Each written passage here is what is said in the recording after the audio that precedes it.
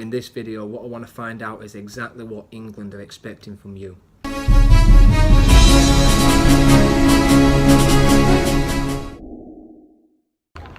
So we just had this breakfast. We're down at the Village Inn Hotel, and we'll head over to Medway Park now.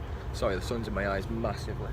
I mean, the plan for today is to find out exactly what do England want out of a player. You know, what are the attributes that make up an elite player. So we'll have a couple of words with some of the players and we'll find out what they think it is, and we'll have a word with Mark, the coach, and see exactly what he's looking for, and then you guys can implement that into your games and your training, and hopefully we can see you here.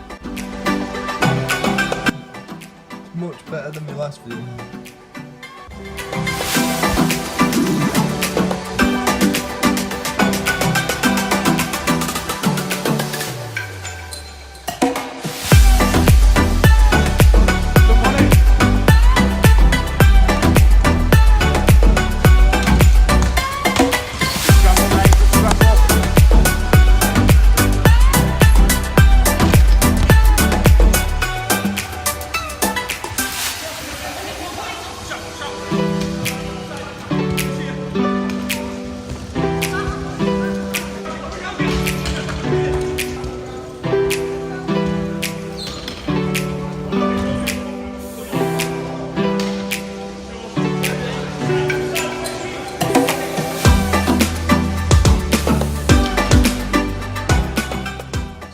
In the team meeting this morning, we had a word about what's the why. So basically there's why, how and what. So basically what most people do is to work out what they want, how they're going to get it, but then they forget about the why.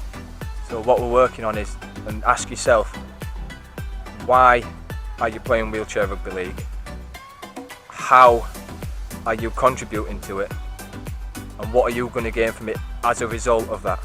So always start with your why.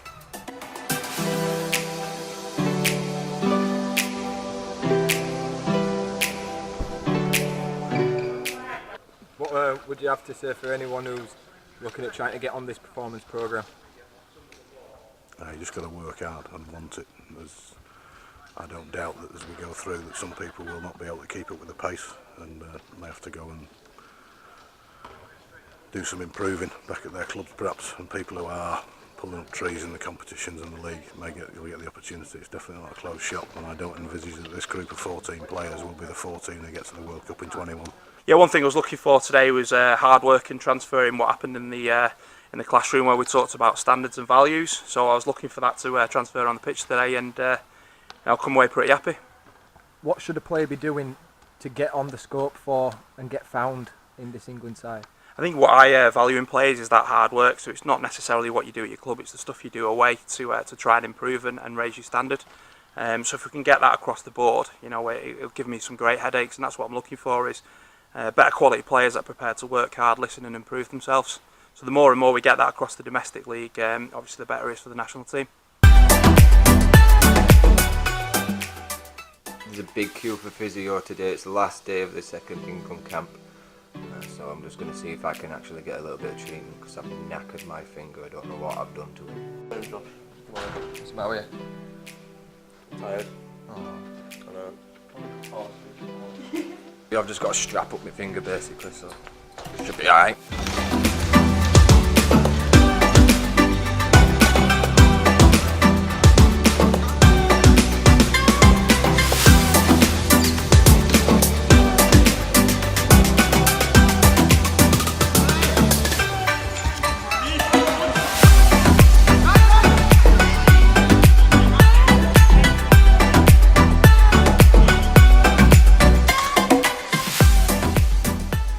Second day of the second England camp. How are you feeling, James? Pretty tired.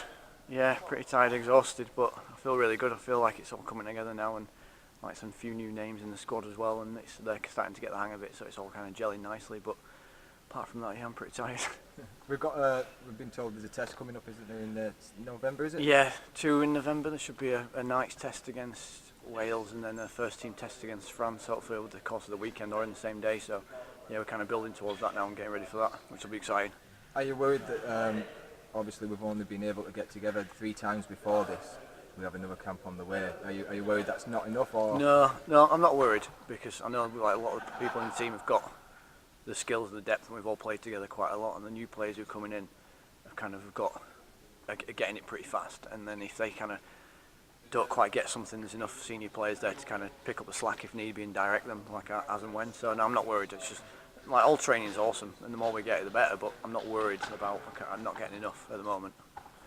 Obviously, there isn't just one aspect, but if there was one attribute you could pick out, which distinguishes an English international player from your run-of-the-mill wheelchair rugby league player, what should they be aspiring attribute-wise to have? Yeah, I think it's all well and good getting in your chair and pushing around. I feel like a lot of it is stuff you do in your own time, like you're sitting in your chair by yourself, practicing passing, practicing stopping your chair, practicing fast tagging. It's always little 1%ers that a lot of people might not do. They might think that comes naturally in a game.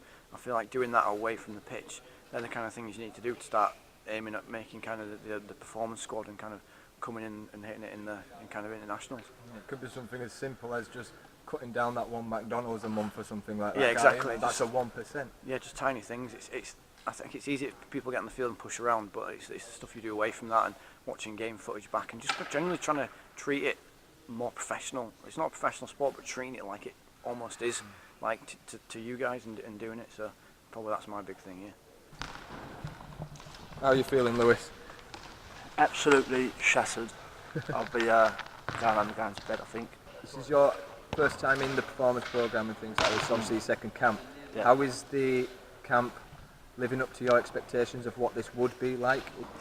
I knew it'd be hard, but yeah, it's definitely harder because I think what it was with us, it's a totally different way of playing from our club training, our club games and stuff. Like it's a totally different way of learning new drills and like working as a team. Like it's a lot different. But I think the first time round Camp 1, I learned the basics around it, and this time round I do feel like I can.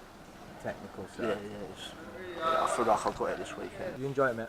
Yeah, a few of the lads that have been around for a while spoke. Each of them are getting better and better. I think these have been probably the best that we've had, seeing as we've just got back into it since last year's World Cup. The level's really high right from the off, whereas normally it takes a while to build in. So intensity is great, level's great, skill level's great. So all is good. Obviously, you've been involved in England for a while now, sort of thing. How are you seeing the progression of this performance programme moving along? Well, it's great to be under the RFL now instead of just being part of Rugby League. We are part of the RFL. We run alongside the men's and the women's under the EPU, which is great for us. Get better facilities, more support, which would just help us improve us and reach our goal, wherever that may be down the line. And then we spoke. There's only 2 of us that were here from 5 years ago, so and that just shows how the depth is coming through. We've got a real young squad, which is great. So is that me and you? It's just me and you. Is it just me and you? It's just me and you. Together? Oh, Yeah. It's like a love story. There were one thing you to say to a generic wheelchair rugby league player that wanted your spot in this England team, what would they have to do to knock you out? It's not hard to knock me out. Anyone else? Just keep going. Try as hard as you can. Always try to do your best, even if you're smashing a team or you're getting smashed or whatever, or it's just a quiet training session. Just always strive to be your best, because it will always translate and you will get noticed.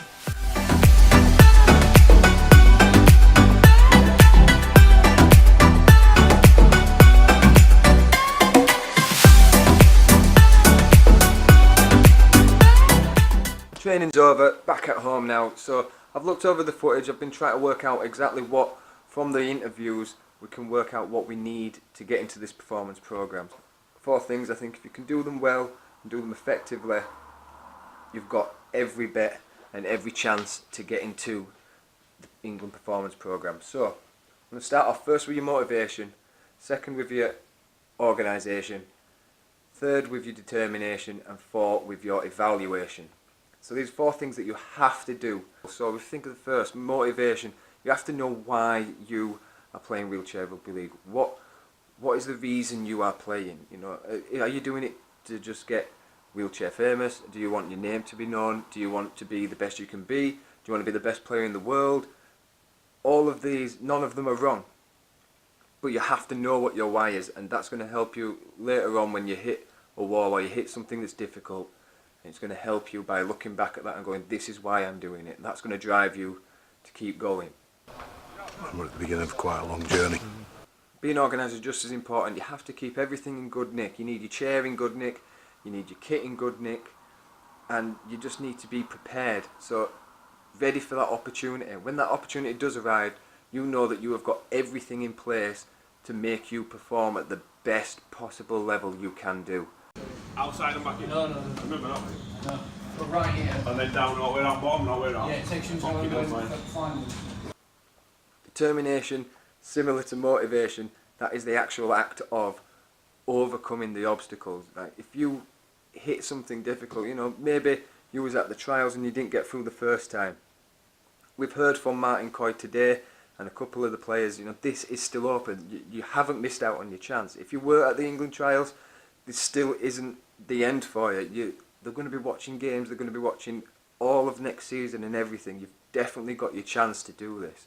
So your determination to get into this squad, you have to keep fighting for it. You have to keep knocking down the barriers and reaching them goals. When things get tough, you have to be able to put in another 10%. It's not just enough to put in 110%. Once you've done that, you need to find another 10 and another 10. I think what I value in players is that hard work, so it's not necessarily what you do at your club, it's the stuff you do away. The last one, you need to be able to evaluate yourself. It's okay for your coaches to tell you how to get better and your teammates to tell you how to get better.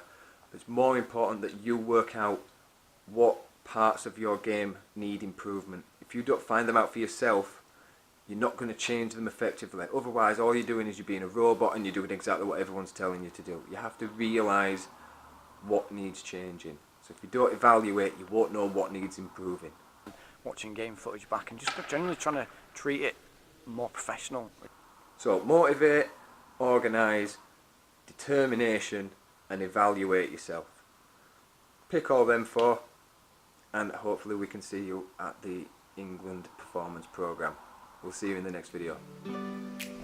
You're not recording me. He is. I just want everyone to know that moisturising is one of the key aspects to becoming a top England player. One's physique is a natural part of evolving as a player.